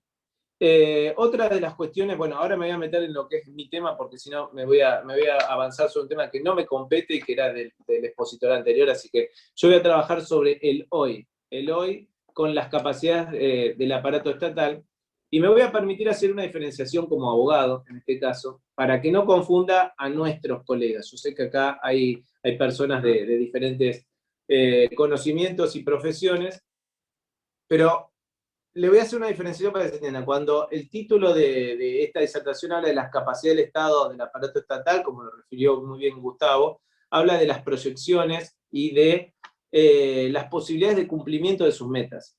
Cuando nosotros hablamos como abogado de las capacidades del aparato estatal, no debemos confundirlo con la capacidad de la persona humana. Quería hacer esa diferenciación como para poder tratar de establecer que la capacidad de la persona humana no es una capacidad que tenga el Estado. Por eso yo, cuando sugerí mi título, hablé de las competencias. La competencia es esa aptitud que tiene el Estado para así poder desarrollar sus capacidades de proyección. Las competencias que tiene es el ámbito propio del Estado para poder trabajar sobre estas cuestiones. Dentro de eso, bueno, las capacidades, ya le dijimos, las definió muy bien Gustavo, que es toda la proyección que puede efectivizar el Estado como para poder cumplir las metas y los fines que tiene que tener, en este caso, la administración pública. Las competencias precisamente son las que hoy nos van a dar el ámbito de trabajo que nos trajo hasta aquí. Las competencias, como a veces mis alumnos recuerdan, los que me han prestado atención en clase, se dividen en diferentes temas. Tenemos la competencia en razón del grado, en razón de la materia, en razón del territorio, en razón del tiempo. esta clasificación básica que nos dan en la facultad. Y me sirve sobre todo para evaluar la normativa que hoy tenemos en materia de pandemia, ¿sí? Ustedes verán que el fundamento de la pandemia se vio dado en su momento con las leyes de emergencia sanitaria, que son las bases que tiene que tener cualquier Estado como para poder trabajar sobre sus competencias. Es decir, es una zona de reserva legal que tiene el Estado que para poder ejercer precisamente su poder de policía, que es lo que estamos hoy en día, el Estado está ejerciendo, el poder de policía sanitaria necesita un marco de ley. Estos marcos de leyes se dieron y se vienen dando en este caso en la Ley Nacional de Emergencia Sanitaria, y en la provincia también se vio dado por un decreto, en ese caso el decreto 132, que fue ratificado por la Ley 15.174. Esto nos da el marco precisamente del poder de policía del Estado. Una de las competencias que tiene el Estado precisamente es el poder de policía. Es el que nos sitúa en este momento que hoy estamos viviendo, que hace 2 semanas atrás era un poquito más leve, y hoy por hoy estamos viendo que se hace más restrictivo, ¿sí? Cuando avanza, en el marco de una proyección de salud pública, estas normativas precisamente son las que tienen y cobran vigencia. Una de las cosas que quiero aclarar, más que nada, ya le digo, me gusta hablar como conceptos técnicos porque acá estamos en el marco de una comisión de abogados del Estado y en un instituto de derecho político, ¿no? Dejar aclarado 2 conceptos porque capaz que yo los voy a decir y no van a quedar bien. El tema del poder de policía, precisamente el poder de policía habla de la legislación en sentido formal, de las leyes que establecen este poder de policía, ¿sí? Cuando yo hablo de policía administrativa, es la ejercida por el Ejecutivo, llámese presidente, gobernador o intendente, para focalizar o concretizar precisamente lo que nos dio la ley marco. En este caso es cuidar el qué, cuidar la salubridad de la población en todos sus aspectos, ¿sí? Como les dije, viene dado por una normativa, y lo que a mí me preocupa y ocupa precisamente es ver qué nos va a dejar esta normativa. Como dijo muy bien Gustavo, esta normativa que viene para quedarse, yo lo llamé post-pandemia, pero coincido con él en que va a ser algo que nos va a dejar, y precisamente por eso quiero hacer un estudio no muy profundo, porque no nos va a dar el tema, pero de algunas cuestiones que van a quedar boyando, y quiero que, bueno, que por lo menos generen algún tipo de marco de debate. Una de las cosas que el marco de la emergencia dio, con motivo de las competencias ejercidas por el Estado, precisamente son normativas de carácter de emergencia. Pero estas normativas nos van a dejar nuevos derechos, nuevas obligaciones, nuevas formas de trabajo, que como dijo Gustavo hoy muy bien, tienen que ser proyectadas en un marco de gestión estratégica para que sirvan al Estado en el cumplimiento de sus fines.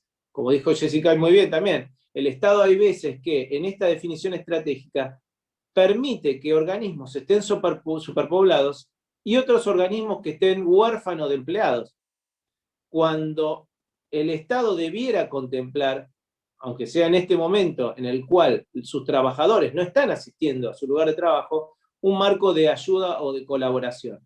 ¿Qué pasa? Tenemos 20 estatutos en la provincia, con sus diferentes legislaciones, con sus diferentes derechos, con sus diferentes obligaciones, formas de designación, formas de trabajo y categorías. Entonces, no tenemos un Estado con unicidad para poder trabajar en las problemáticas. Que eso pudiera ser un marco de gestión a trabajar para que, en su momento se habló mucho del Estatuto Único del Empleado Público de la provincia, para que pudiese trabajarse y pudiese contemplar este marco estratégico de recursos humanos, sí, sería uno de los proyectos que se podía avanzar. Hoy por hoy estamos en este contexto. Este contexto nos va a dejar, como dije, muchas cosas, y nos dejó. Yo sé que es un momento difícil, pero hay que reconocer que también este momento difícil forzó un montón de soluciones que por hoy debiéramos estar agradecidas y agradecidos. Allá en el tiempo, yo recuerdo cuando en el mes de febrero del año 2020, nosotros de allá tomamos la decisión en la dirección de personal de que los expedientes sean netamente 100% digitales en temas de personal. No sabíamos que iba a haber una pandemia y que íbamos a estar todos trabajando desde casa. Eso nos posibilitó en el mes de marzo, cuando ya directamente estábamos avanzando con los primeros casos, cuando se dispuso el cierre de las oficinas para evitar los traslados de personal en las diferentes dependencias, de que se pudiera trabajar con un expediente administrativo 100% digital, ¿sí? Es decir, es una cosa que el Estado estaba tapado de papeles, con una ineficiente gestión administrativa, porque todos los que trabajan en la administración pública saben que, por lo menos los que están en La Plata, más allá de las otras provincias, peor todavía. Pero un expediente administrativo, de cualquier reclamo que sea, para hacer 15 cuadras en una camioneta o con un correo tardaba 20 días. Mínimo, mínimo, mínimo. Hoy por hoy con un clic directamente el expediente está. Es decir, ¿tiene falencias? Sí, tiene millones de falencias. ¿Es difícil? Sí, es difícil. Los empleados con mayor antigüedad generaron un ámbito de propensión a la jubilación también. Esto pasó con los abogados y con el token. Cuando los expedientes empezaron a ser digitales, los abogados viejos, que no se tenga mal, sino los grandes abogados con trayectoria, muchos se fueron, porque no sabían manejar el expediente digital en una causa judicial. Entonces dijeron, no es mi momento, me voy. En la administración pública pasó lo mismo. Había gente de mucha antigüedad que dijo, ¿saben qué? Yo en esto no me voy a meter, me voy, me jubilo, y generó también un montón de vacantes jubilatorias. ¿Sí? ¿Por qué? El miedo al cambio, la falta de capacitación, un montón de cuestiones estratégicas que no se tuvieron en cuenta en su momento. Avanzamos, tuvimos expediente digital, el expediente se empezó a usar en todos lados. Dentro de la proyección no supimos que iba a ser tan buena, es decir, yo en ese momento me permití hacer algún tipo de conteo en el marco de 4 o 5 meses, se había aumentado casi en un 70% la producción de expedientes en la Dirección Provincial de Personal. Entiendo, les voy a hacer un pero y contar un cuasi secreto, es decir, muchos de los expedientes tenían que ver con designación de médicos, en el marco de la urgencia, es decir, había cuestiones de fondo de los empleados públicos de la provincia que tal vez no se trataban. Uno, porque estaban en papel y no estaban digitalizados, y segundo, porque la gestión, es decir, la necesidad de la provincia era avanzar con temas médicos, de recategorizaciones, de reconocimientos, de designaciones, de concursos, pero en ese marco creció casi en un 70% la producción de expedientes en el marco de la provincia de Buenos Aires. Es decir, es un elemento que tiene que ser tenido en cuenta al momento de una planificación para que sea un poco más eficiente el aparato estatal, sobre todo en temas de índole administrativo. Dentro de las cuestiones que también nos dejó esta pandemia es el trabajo domiciliario, algo que en la ley 10430 y en el marco de los 19 estatutos que lo acompañan no estaba previsto. Nadie tenía previsto que iba a poder trabajar un expediente electrónico. De hecho, yo me acuerdo, allá en el marco de febrero, que había muchos empleados que iban a buscar los expedientes papel a las oficinas para llevarlo a trabajarlo y volver a llevarlo. Empezó el trabajo domiciliario, acompañado con el expediente electrónico, empezó el trabajo domiciliario, que no estaba regulado.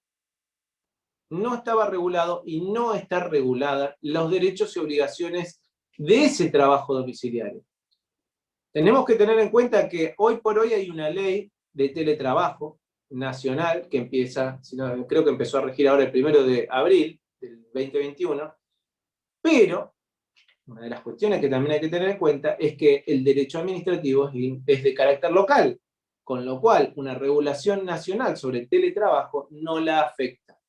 Puede ser una ley análoga que se puede tener en cuenta, pero en la provincia el teletrabajo no tiene su ley propia. Ahora hay otra cosa también. Dentro de los 20 estatutos que comprenden la provincia de Buenos Aires, hay un montón de estatutos que por haber sido provincializados, por ser de la nación, se trabajan con convenios colectivos. Los convenios colectivos de trabajo prevén la aplicación de la 2744, la ley de convenio de trabajo, la ley de contrato de trabajo. Entonces, hay organismos en la provincia que podrían, a partir de ahora, establecer las contrataciones por teletrabajo. Es decir, en parte la provincia se ve también obligada por una ley nacional, ya que sus propios estatutos lo prevén. Ejemplo, para que no caer en nada, pero por ejemplo, el personal transferido de los puertos, el personal de astilleros, el personal transferido de casinos, el personal de la ex Dirección Provincial de Electricidad y OSEBA, el personal de hipódromos, son estatutos que hoy por hoy están previstos con convenios colectivos. El derecho público local no admite la remisión a convenios colectivos por una exclusión de la propia ley de trabajo, la 2744.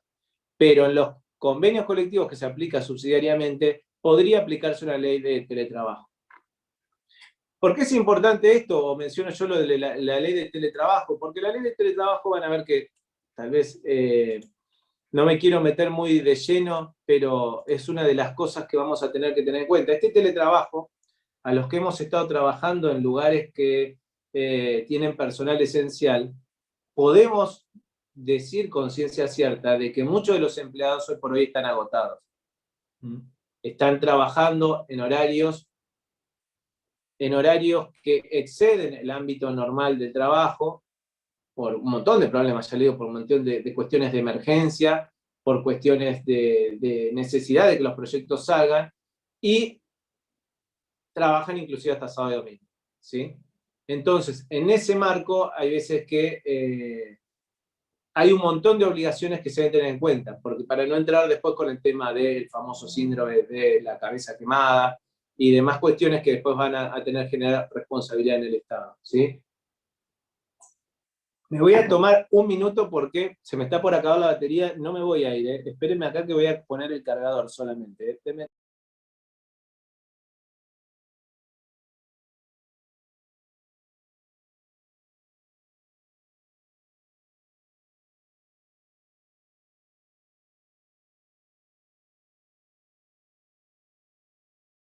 Silenciado. No sé si está cargando, espero que sí. Bueno, lo que les decía, si veo que baja la batería, vuelvo a probar la conexión.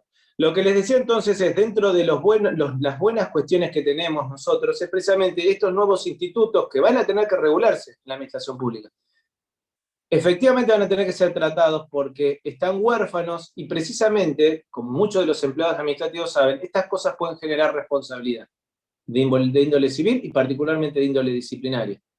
Entonces, a partir de ahí tenemos que tener en cuenta como proyección estratégica, como dijo Gustavo hoy muy bien, que estas nuevas herramientas que nos están dejando, que están entrando de facto en nuestras casas, en nuestras vidas, tienen que ser reguladas para después no tener un trastorno, ¿sí? Que después al Estado le genere un trastorno y una imposibilidad de su control.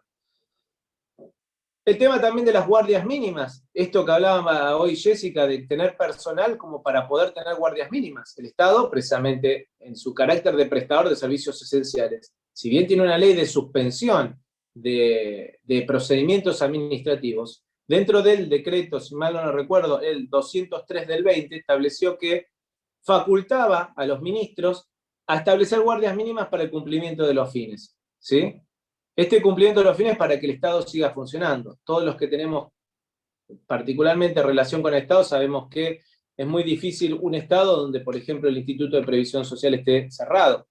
Si bien están efectuando teletrabajo, por el carácter de servicio que prestan, tienen que efectivamente cumplimentar esta circunstancia de seguir avanzando con muchos de los expedientes papel que tienen ahí. Es decir, hay una cuestión de regularización que tiene que ser cumplida. Y esto, fíjense que el decreto 203 del 20, ya es del año pasado, pero lo establecía, lo delegó en los ministros de cada una de las carteras ministeriales. Clasificación en razón del grado, lo que estábamos hablando hoy. Delega las facultades para que los ministros, cada una de sus carteras, atiendan a lo que es los servicios de guardias mínimas esenciales. Otra de las circunstancias de nuevos derechos que trae, me estoy fijando si la batería cede, de los nuevos derechos precisamente que trae esto es el tema de las licencias que se generaron. Licencias, el régimen de no asistencia, con motivo de, en principio, cuando se entra en una fase en la cual se prohíbe la circulación, o en el tema de la licencia de aquellas personas, madres o padres que tengan hijos en edad escolar y no estén asistiendo por motivo de suspensión de clases o por no presencialidad. Un tema de licencia que no estaba previsto y que sí efectivamente se regularizó o se previó a través de una resolución que es la resolución 90 del 20 y la 92, si mal no recuerdo, del ministro de Jefatura de Gabinete. Otra de las cuestiones que están previstas, que tenemos que tener en cuenta en el marco de esta proyección de las capacidades del aparato estatal, es el tema de la población de riesgo y servicios esenciales. el personal esencial efectivamente está exceptuado, ¿sí? de trabajar en el marco de las previsiones médicas que se establecen en los decretos, pero si hay servicios esenciales que efectivamente le establecen que no tienen que ir, la realidad de los hechos es que por falta de recursos humanos, ya sea en el ámbito de Ministerio de Seguridad, Ministerio de Justicia, y particularmente esos que son los dos más complejos, inclusive obligan a la gente a ir, porque no tienen recursos humanos. Es así. Entonces esto puede generar efectivamente un tema de responsabilidad, sobre todo si esa persona se enferma o fallece. ¿Sí? No podemos dejar de obviar el tema de la responsabilidad del Estado por su actividad lícita, y si bien puede disponer de sus recursos humanos, después puede llegar a ser condenado en el marco de una responsabilidad, sobre todo cuando fue obligado a prestar esas funciones. ¿Sí? Definió efectivamente la población de riesgo, más de 60 años y determinadas dolencias que lo aquejen. Definió quién era el personal esencial, la normativa. Y a partir de ahí nos dejó entonces este marco de nuevos derechos para el personal. Fíjense, yo ahora dentro de lo que era mi exposición también tenía previsto hacer un cuadro comparativo mental. No me voy a poner a trabajar, como dijo Gustavo también, este tema de pasar filminas a través del Zoom, hay veces que nos demora mucho. Pero por ejemplo, este tema del deber de no asistencia, como ha fulminado el tema de los biométricos, que estuvieron tan en boga por lo menos hasta la gestión anterior. Es decir, hasta el año 2020 todos tenían que tener biométricos, y los biométricos están todos paralizados, debiendo tener otros mecanismos de control a los efectos del teletrabajo. Aguárdenme un segundito porque esto no sigue cargando, ¿eh? Ya voy a ajustar el enchufe.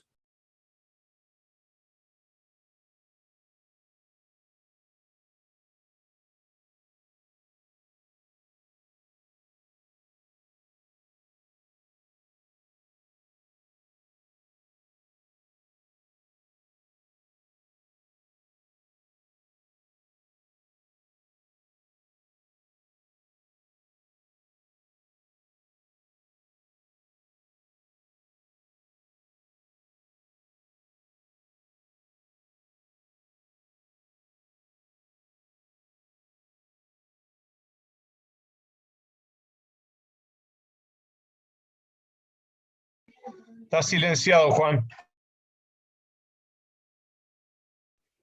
Muchas gracias. No, le iba a decir que voy a cambiar de computadora mientras yo les sigo hablando, porque preveía que en el marco de 2 horas no me iba a aguantar el servicio informático, entonces preveí tener un plan B. ¿Sí? Denme un segundito que cargo de vuelta el tema. No sé si me va a tener que autorizar el colegio, eso sí, porque voy a salir y voy a entrar. Así que está previsto el CALP, el servicio técnico. Entra primero. ¿Entró primero? Mientras no quiero Dale, interrumpir. ustedes organicen que yo ahí entro. Bueno, no, simplemente tu repaso, pensé que te ibas a ir, por eso iba a tomar la palabra, ¿no? Te espero. Voy a hacer un 1-2, vas a ver. Mirá. Hemos aprendido a lidiar con todo acá. Tal cual.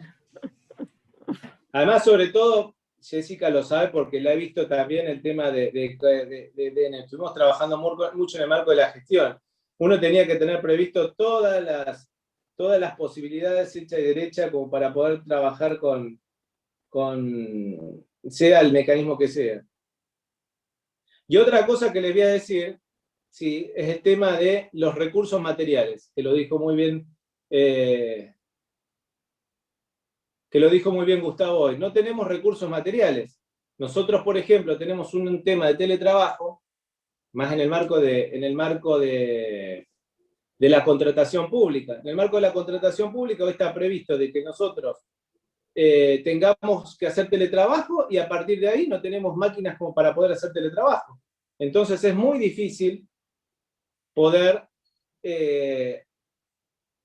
hacer algún tipo de gestión estratégica en recursos humanos. No sé qué estoy haciendo ahora, no sé qué estoy haciendo. Entrar, ahí está. Denme un segundo porque o respiro o trago, ¿no? Estoy capacitado al multitrabajo. 95, 53, 63, entrar. Y ahora vamos al cuidados, eso. Se los dicto para que lo den 61, 80, 46. Estamos, saldré de acá.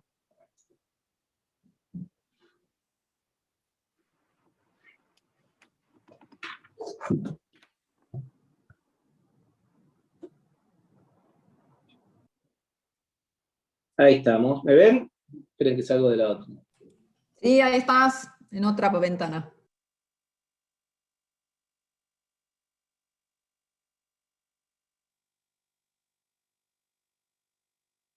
¿Me escuchan? ¿Me escuchan? ¿Me escuchan? Díganme que sí, Perfecto. por favor.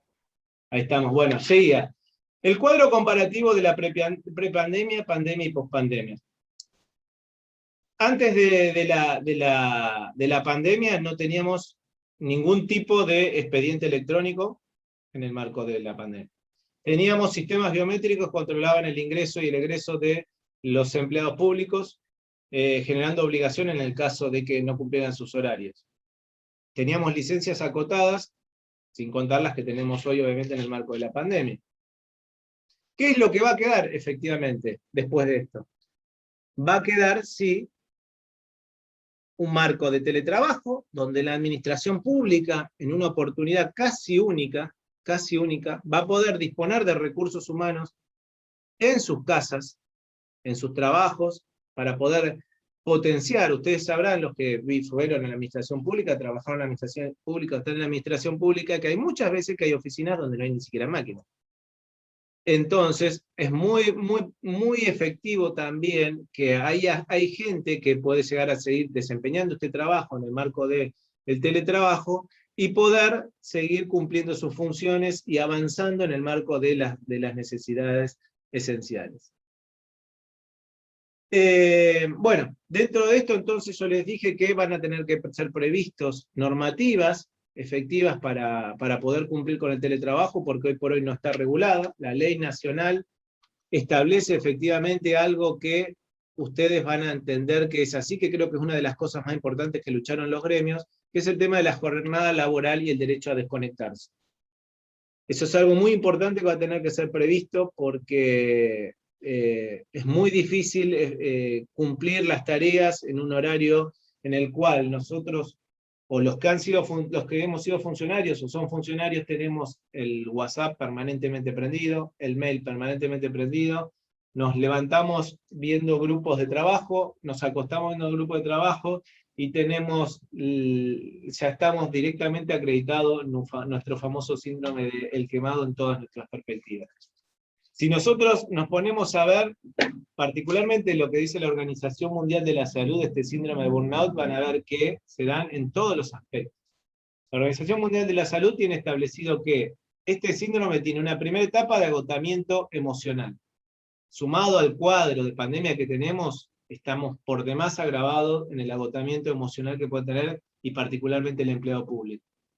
Segundo, la falta de iniciativa laboral. Ustedes imagínense con la disertación excelente que dio Gustavo, ¿qué iniciativa laboral se puede tener si hoy no se sabe si tenemos que llevar a nuestros niños al colegio a cursar? No sabemos cómo va a ser el Estado cuando se minimicen estas cuestiones. No sabemos si vamos a tener una oficina, porque van a tener que cumplir requisitos mínimos de sanitización, en el cual el Estado va a tener un desafío muy grande para el cumplimiento de esta nueva etapa que se avecina, que es cuando quiera hacer volver a los empleados públicos en un 100%, porque hoy por hoy no están previstas las oficinas para eso. Creo que en un 90% de la administración pública no tiene posibilidad de distanciamiento mínimo en ninguna de sus oficinas.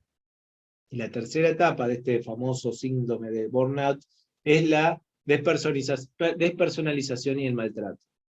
¿Quién de nosotros no ha sido parte de alguna comunicación con algún organismo? Imagínense, yo voy a uno que es muy conocido, que es el IPS. Usted va al IPS, en principio está cerrado. con todo tema jubilatorio, pensiones, con la urgencia de nuestros ancianos, más que nada que son los grupos de riesgo, está cerrada. El policía, que es el administrador general de recursos humanos, que es el que dice a qué dirección de correo electrónico se tiene que comunicar o teléfono. Y a partir de ahí, cuando ustedes logran, si es que alguno logra comunicarse, le van a decir que ya en algún momento va a salir el expediente, se va a normalizar. Entonces, yo entiendo que hay un momento psicológico de la pandemia que nos cansa, y particularmente porque soy parte de la Comisión de Abogados y Abogadas del Estado, los empleados y los funcionarios y los colegas nuestros en las reparticiones públicas están agotados. En general están agotados, porque hay que reconocer que una nueva gestión, sea de la bandera política que sea, generalmente, como dijo Gustavo, se basa en los recursos existentes. Y particularmente son los abogados del Estado los que tienen que andar explicándole un montón de cuestiones que es el que no conoce. El que conoce está más que bien y puede llegar a desempeñar sus funciones lo más prolijamente posible, pero muchos no tienen esa suerte. Entonces a partir de ahí debo reconocer con ciencia cierta, por conocimiento personal, de que los empleados públicos están muy cansados, y no tanto por el trabajo efectivo, sino precisamente por este grado de conexión permanente que nos tiene la pandemia con sus oficinas públicas.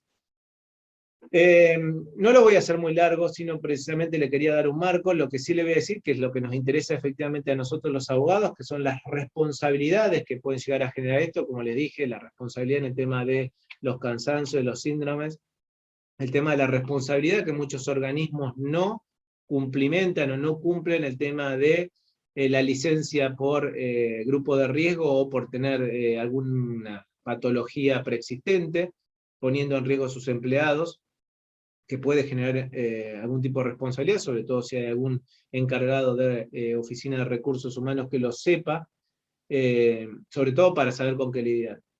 Otro tema que le puede servir al otro ámbito de abogados, que es los que litigan, es que el tema del poder de policía sanitaria, efectivamente, es un poder de policía que está admitido jurisprudencialmente desde el año, si yo no mal recuerdo, desde fines de 1800, con el fallo de la Corte de Saladeros, se admitió el poder de policía en materia de sanidad pública. Dijo que el Estado estaba habilitado a limitar derechos personales constitucionales, siempre y cuando se estuviese pensando en derechos generales, es decir, la sociedad. En este caso sabemos que los cambios de fase van a generar un montón de litigios, por eso digo que tengan cuidado, y en ese caso lo que tienen que tener previsto es la racionalidad o razonabilidad de la medida para poder llegar a cuestionarla. Esto se dio también en el año 2010, se cuestionó con el tema de la Cámara de San Martín, donde también ratificó estas facultades que tenía de cerrar los boliches o bares antes de determinado horario, porque decía que se cuidaba a la familia. Como corolario, ya le digo, no quiero ser muy extenso porque tratamos de marcar de que fuera hasta las 8, entonces voy a tratar de cumplir. Mi corolario o resumen de esto es precisamente, comparto con Gustavo el tema de la proyección, comparto el tema de Gustavo, el tema de las falencias, me meto más en el tema de lo que conozco, tal vez habría que escuchar más a los empleados y tratar de también entender el funcionamiento, en este caso de la administración pública provincial, que es bastante difícil por las particularidades que presenta. Acuérdense que el derecho administrativo es de carácter local, con lo cual las imposiciones nacionales, hay veces que si son en el marco de un decreto de necesidad de urgencia, en el marco de un poder de policía nacional pueden funcionar, pero hay otras cuestiones que tienen que estar previstas en el ámbito local. Tengan en cuenta efectivamente que la provincia tiene 20 estatutos, 20 leyes con sus derechos y obligaciones. Tengan en cuenta que hay normativas nuevas, que particularmente, me había olvidado por ahí que vi un mensaje, en el ámbito del Ministerio de Salud también están bastante complicados con el tema de los cumplimientos de las licencias, están colapsados, y entiendo que las oficinas de personal están también presionados obviamente por el marco, pero tienen que saber que eso puede generar algún tipo de responsabilidad, sobre todo en el marco de un contagio que puede llegar a ser letal con el grupo de riesgo o con patologías preexistentes. Entonces, más que nada, para que se tenga en cuenta que si bien nosotros podemos obligar a una persona, eso puede llegar a generar una responsabilidad para el Estado por esta exigencia que precisamente el empleado hay muchas veces que suele cumplir. También es necesario proyectar políticas de provisión de materiales, que nunca las hubo, como dijo Gustavo, nunca las hubo, y siempre es muy difícil llegar a oficinas con recursos materiales para el cumplimiento de los fines. Hay veces que tenemos proyectos divinos, con unas finalidades espectaculares, pero no tenemos una computadora, una impresora para imprimir, ni un tóner, ni papel. Entonces tiene que estar previsto desde antes, desde la dirección estratégica precisamente de ese proyecto, el cumplimiento de las metas necesarias para esos recursos. En cuanto a lo mío, más que nada decirle que bueno, estamos en un marco hoy aumentado al poder de policía y va a seguir aumentando lamentablemente. Es legítimo, si es legítimo hay que reconocer que es legítimo en el marco de la pandemia y de los contagios. Estamos en zona de riesgo, La Plata particularmente en zona de riesgo de contagio muy alto, entonces vamos a estar restringidos cada vez más. Las licencias que nos quedan, precisamente ya nos van a quedar, va a haber cómo regularlas, es decir, a los especialistas, funcionarios, les va a quedar la tarea de regularla en el marco del empleo público provincial para que esto pueda llegar a buen puerto y precisamente después no tengamos contiendas en el contencioso administrativo. Derechos que se han logrado, de las licencias con los familiares con hijos, o el de los grupos de riesgo, y esto hay que defenderlo, es una buena herramienta el teletrabajo, y permite también la descompresión de las oficinas públicas, así que solamente hay que darle un buen marco. Bueno, nada más, quedo abierto a sus preguntas, perdón por la falta de energía en mi anterior computadora, pero bueno, todo se soluciona, y los que damos clases nos pasa eso permanentemente. Gracias que no me desconectó internet, que también podía haber pasado. Gracias a todos.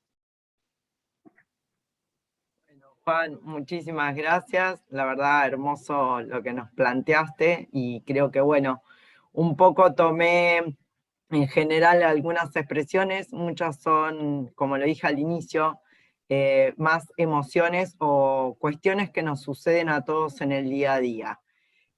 Por ejemplo, Nadia nos comenta la amplitud y el extenso carga horaria y la disponibilidad full time a través de las redes, que esto, bueno, se torna tedioso. No solo el personal, al personal esencial es el agotamiento, lo plantea como algo generalizado, y que plantea que se desdibuja el límite entre lo laboral y personal, y que esto va exponencial. Acá citamos a Malthus, sigue con nosotros, con la exponencialidad, y que bueno, que esto está superando a la presencialidad mayormente. Por Disculpame, otro lado, disculpame un cachitito, que lo que dijiste más que nada para que quede concatenado. Yo creo que dentro de este marco de proyección estratégica que propone Gustavo, que me parece excelente, también habría que prever un marco de control o de productividad laboral o de conectividad laboral. Las herramientas, obviamente, tenemos excelentes ingenieros en sistemas y un montón de proyección, pero es un tema que tiene que estar previsto en uno de los puntos de las nuevas proyecciones estratégicas para la pospandemia, sí. Creo que el Estado debería empezar a trabajar por producto de una vez por todas y olvidarse del trabajo a tiempo y a reglamento y a presencialidad, pero bueno, es una idea muy personal. No, a riesgo de que queda grabado y me puede comprender, yo siempre, como funcionario, siempre me gustó mucho más el tema productivo que el tema de cuantitatividad laboral, porque hay veces que los expedientes administrativos necesitan calidad, y capaz que, como muchas veces lo hemos dicho, capaz que un expediente te lleva hasta semanas hacer, y es excelente la calidad cuando vos lo dejás de hacer por productividad, y hay veces que efectivamente no se necesita y se puede llegar a prever otras cuestiones. Entonces la producción es algo que tendría que estar más previsto. Y otra cosa que me olvidé, disculpame, que me olvidé, que también lo mencionó Gustavo, es el tema de la falta de carrera administrativa para poder que los empleados públicos tengan esa necesidad de seguir creciendo. Nada más, ahora sí me callo porque... Bien, creo que nos vamos quedando sin tiempo, ¿no, Mariana? Eso me ibas a decir. Sí, yo quería decir lo último, me parece, porque creo que cerraste con las preguntas, si no me decís. Hay contarles a los expositores y a los que estamos que hay bastantes estudiantes de la carrera de Derecho, específicamente de nuestra comisión de Derecho Político, y precisamente porque bueno, es uno de los objetivos del instituto tratar de acercar a los estudiantes a todo lo que es la institución Colegio de Abogados, para de modo tal de que no lleguen solo una vez recibidos. Y en función de eso, y defendiendo, digamos, lo que es el derecho político, me gustaría quedarme con algunas, más allá de este marco normativo que nos dio Juan Pablo, quedarnos con las ideas de Gustavo en torno a que no es posible una buena gestión o un análisis de las capacidades estatales sin un contexto político y sin un proyecto político que lo sustente, sin una lectura específicamente, bueno, porque apunta a los contenidos de la materia en nuestra facultad, ¿sí? Esto de entender la geopolítica y entender cuáles son las tensiones que se producen cuando estamos gestionando en el Estado, ¿sí? Los grupos de interés, que esos grupos tienen que estar efectivamente bien administrados y gestionados, y que tiene que el gobernante buscar la legitimidad en tanto acción estatal. Así que, nada, quería como dejar esto sentado, sobre todo porque en la carrera y muchos de los que están acá pasan por estas clases, y reforzar esos conceptos que me parece que los había desarrollado Gustavo al inicio. Por mi parte, un placer haber compartido esta actividad con todas y con todos, agradecerle a los expositores, a Gustavo pedirte disculpas por el traspaso de fecha y que tan amablemente fue un error mío, así que infinitas gracias, y bueno, gracias Jessica, a todos, Juan Pablo y María Eugenia. Los dejo.